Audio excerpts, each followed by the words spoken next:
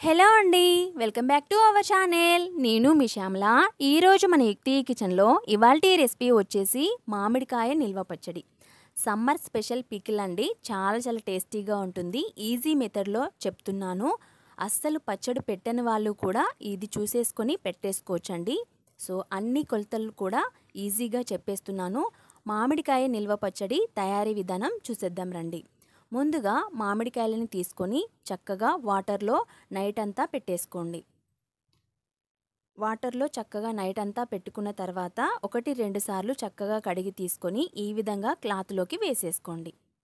నేను ఇక్కడ మామిడికాయలని కడిగి తీసుకున్న తర్వాత క్లాత్లోకి వేసేసుకొని తడి లేకుండా తూడ్చుకోవాలి.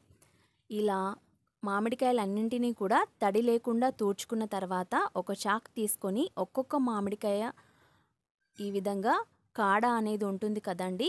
సో ఒక్కొక్క మామిడికాయకి ఈ విధంగా కాడలు కట్ చేసుకొని ఈ విధంగా క్లాత్తో తూడ్చుకుంటూ పెట్టుకోవాలి. ఇదే విధంగా మొత్తం మామిడికాయల అన్నింటినీ కూడా కట్ చేసుకుంటూ తూడ్చుకొని పెట్టేసుకోండి. ఆ తర్వాత మనం మామిడికాయ ముక్కలని కొట్టుకోవాలి. మీకు ఏ సైజులో కావాలో ఆ సైజులో మామిడికాయ ముక్కల్ని అన్నీ కూడా కొట్టి పెట్టేసుకోండి. మేము ఇక్కడ పిక్క పచ్చడి అంటారు కదండి. సో అదైతే ప్రిపేర్ చేసేస్తున్నాము. సో మామిడికాయలు కట్ చేసే కట్టర్ లేదండి. సో ఈ విధంగా నాన్న అయితే కొట్టి వేసేస్తున్నారు. సో అన్ని ముక్కలన్నింటినీ కూడా ఈ విధంగా చిన్న ముక్కలాగా కొట్టుకున్న తర్వాత చూపిస్తున్నాను చూడండి. సో ఆ తర్వాత ఈ విధంగా మామిడికాయ ముక్కల్లో జీడి అనేది ఉంటుంది కదండి. సో ఆ జీడి మొత్తాన్ని కూడా తీసుకుంటూ కింద మనకి చిన్న లేయర్ లాగా వస్తుందండి పిక్కకి. ఆ లేయర్ని కూడా తీసుకోవాలి. అప్పుడే మనకి మామిడికాయ ముక్కలు అనేవి చక్కగా ఉంటాయి. చూస్తున్నారు కదా, ఇలాంటి లేయర్ అనేది తీసేసుకోవాలి. ఇక్కడ నేను మామిడికాయ ముక్కలన్నింటినీ కూడా కొట్టిన తర్వాత చూపిస్తున్నాను చూడండి. మరొకసారి క్లాత్లో వేసేసుకొని ఫ్యాన్ కింద పెట్టేసుకోండి.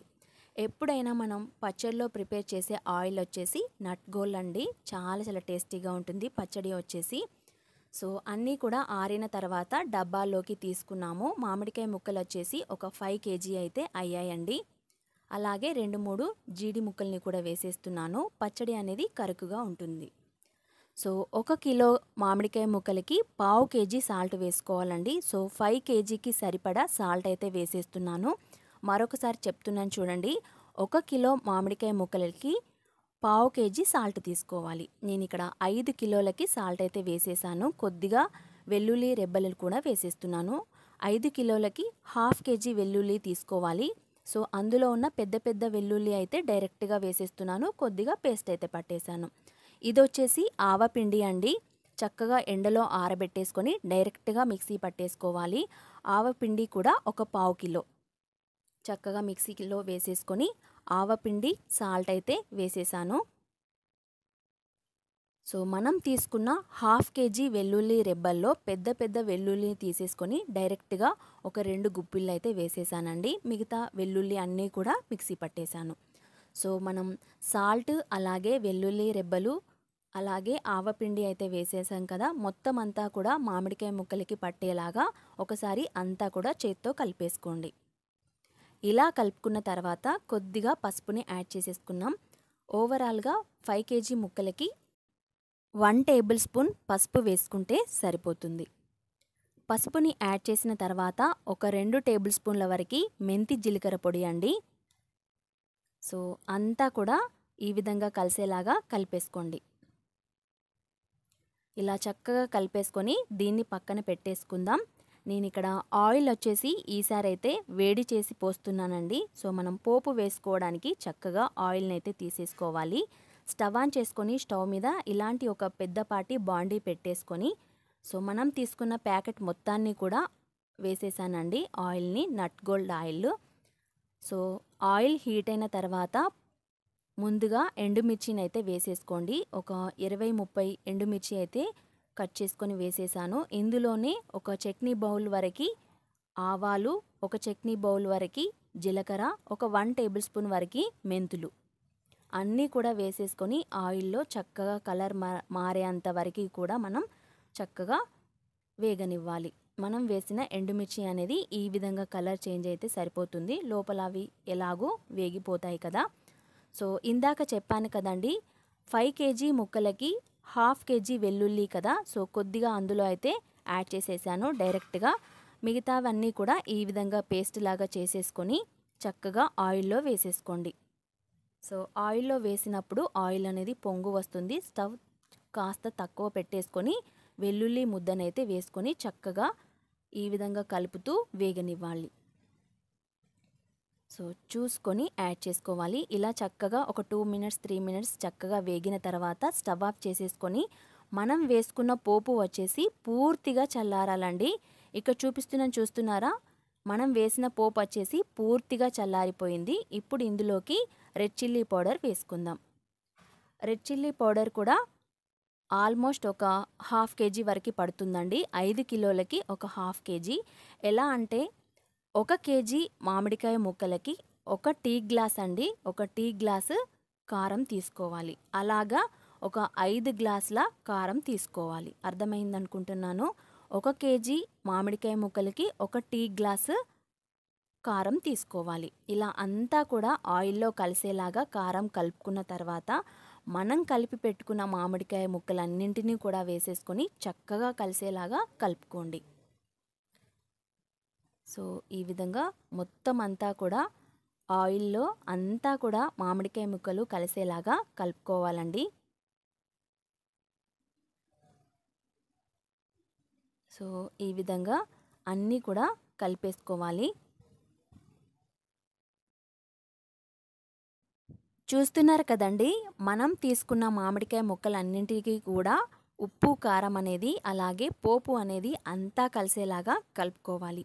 నేను ఇక్కడ మొత్తం అంతా కలిపిన తర్వాత చూపిస్తున్నాను చూడండి. చూస్తుంటేనే నోరూరిపోతుంది, ఇప్పుడే తినేయాలి అనిపిస్తుందండి నాకైతే. సో ఈ విధంగా మొత్తం అంతా కలిపేసుకొని మూత పెట్టి వదిలేసేసేయండి. సో ఈవినింగ్కి చూపిస్తున్నాను చూడండి, చక్కగా ఆయిల్ అనేది పైకి తేలిపోయి ఉంటుంది. సో ఒక 3-4 గంటల పాటు వదిలేస్తే సరిపోతుంది. ఆయిల్ అనేది పైకి తేలుతుంది. సో మన పచ్చడి అయితే రెడీ అయిపోయింది. చూస్తున్నారు కదా, 5 కిలోల మామిడికాయ పచ్చడి అయితే రెడీ అయిపోయిందండి. సాల్ట్ కారం చక్కగా కూడా కరెక్ట్గా సెట్ అయిపోయాయి. టేస్ట్ చూస్తే కూడా చాలా చాలా బాగుందండి. సో ఒకసారి అంతా కూడా కలిపేసుకొని ఈ విధంగా మనం మ్యాంగో పికిల్ని ఎందులో పెట్టుకుంటామో జాడీలో వేసుకుంటే చాలా చాలా బాగుంటుంది కదా. సో పచ్చడి మొత్తాన్ని కూడా ఈ విధంగా జాడీలోకి ఎత్తుకోండి. సో ఇక్కడ అమ్మ అయితే జాడీలో తీసుకుంది పచ్చడి అంతా కూడా. సో తెలంగాణ ట్రెడిషనల్ పచ్చడి కదండి. సో ఈ విధంగా అయితే చక్కగా బొట్లు పెట్టేసుకొని పచ్చడిని ఈ విధంగా జాడీల్లోకి అయితే ఎత్తుకుంటారండి. మేము తీసుకున్న 5 కేజీ మామిడికాయ ముక్కల పచ్చడి వచ్చేసి జాడీ నిండిపోయింది, అలాగే పక్కన డబ్బాల్లోకి కూడా నిండిపోయిందండి. గ్రేవీ కూడా చాలా చాలా బాగా వచ్చింది. చూస్తున్నారు కదా, 5 కిలోల మామిడికాయ పచ్చడి అయితే రెడీ అయిపోయింది. ఈ విధంగా మూత పెట్టేసుకొని పైన క్లాత్ పెట్టేసి సో మనం కట్టేస్తే మామిడికాయ పచ్చడి అయితే రెడీ అయిపోయింది. చూస్తున్నారు కదా, నేను ఒక చేత్తో వీడియో తీస్తున్నాను కదా, సో చూపించలేకపోయాను. మామిడికాయ పచ్చడి మొత్తాన్ని కూడా ఎత్తేసిన తర్వాత సో అదే గిన్నెలోకి వేడిగా అన్నం తీసుకొని చక్కగా కొద్దిగా నెయ్యిని వేసేసుకొని తింటే ఆహా, టేస్ట్ అయితే చాలా చాలా బాగుంటుందండి. ఇక్కడ మీకు చూపిస్తున్నాను. సో అప్పుడే రైస్ అయితే వండేసాము వేడిగా. సో కొద్దిగా నెయ్యిని వేసేసుకొని చక్కగా పచ్చళ్ళలో అంతా కూడా కలిసేలాగా కలిపేసుకొని అప్పటికప్పుడు మనం ఒక ముద్ద తిని చూడండి, చాలా చాలా టేస్టీగా ఉంటుంది.